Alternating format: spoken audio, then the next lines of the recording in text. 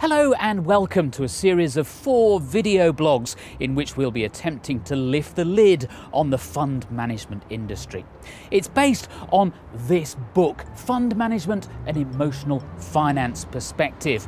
It's written by Richard Taffler, a professor of finance at Warwick Business School, and David Tuckett, a psychoanalyst and visiting professor at University College London.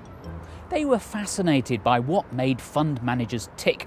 Their study, surprisingly, is the first of its kind ever undertaken, and it provides a fascinating insight into an industry that most people know very little about. The main research method we used was the depth interview, and we interviewed over 50 fund managers in the main investment centres internationally. On average, they managed about $10 billion of equities each, so they were very much elite top fund managers. The interviews took around 70 minutes, although some were a lot longer, because once these fund managers started talking about what they were doing and had a sympathetic listener, then they unburdened at length. I found them, it's quite important, intelligent, thoughtful people who were really trying to do a good job for their clients and cared a lot about what they were doing, and were mostly intellectually very interested in thinking about it and talking about it. Impressed though the researchers were by the managers they interviewed, something quickly became very clear. Fund managers are expected to achieve the impossible.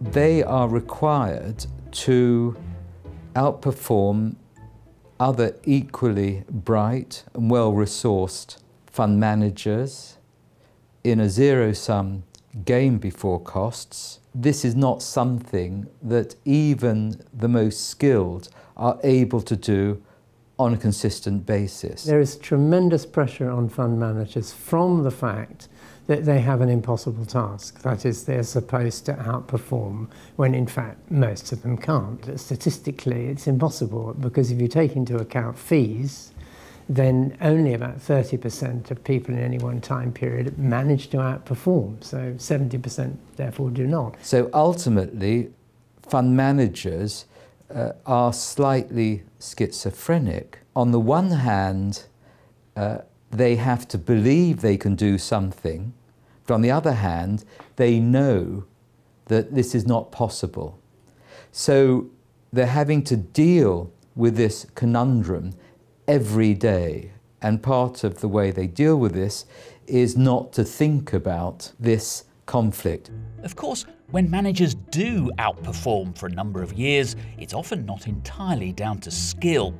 Perhaps understandably, the researchers found their interviewees tended to underplay the importance of luck. When stocks go up, is that skill or luck? And of course, if, as a fund manager, you've got up at 4 in the morning, you've worked and they do work very, very hard, and worried very hard, and really tried to do your job, and if things go well, it's completely human to suppose that that is a result of your activity.